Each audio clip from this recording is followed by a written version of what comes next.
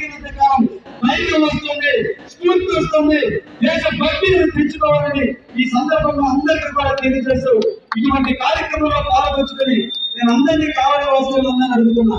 మన ఇంటికి చుట్టాలు వచ్చిన, మిత్రులు వచ్చిన మొట్టమొదట ఈపీఎస్సీ తీసుకుపోయే ముందు సెల్ఫీ పార్టీ తీసుకురండి.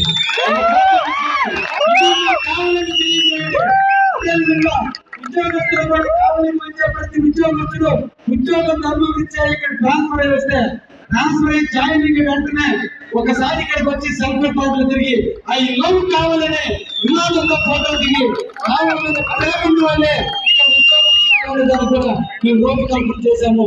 మంచి కూడా సద్వినియోగం చేయండి. పిల్లల్లో జాతీయవాదాన్ని పెంచండి. ఎంతో అమర్పించినటువంటి త్యాగాన్ని మనందరూ కూడా ఫలాన్ని పంచుకోవాలి. ఒకప్పుడు పల్లె ప్రాంతాల్లో అన్న తమ్ముడు అక్క బాబాలు కులాలు మతాలు వర్గాలతో సంబంధం లేకుండా ప్రేమించుకునే మనం కొంతమంది చదువుకున్న మూర్ఖుల వల్ల ఇతర దేశానికి వెళ్ళి కులాన్ని తెచ్చుకుని దేశానికి తెస్తూ దేశంలో ఉండే మనందరి వద్ద ఐక్యతను లేకుండా అనైక్యత తీసుకుంటున్నదాన్ని బయట కొట్టండి. అందరం భారతీయమే.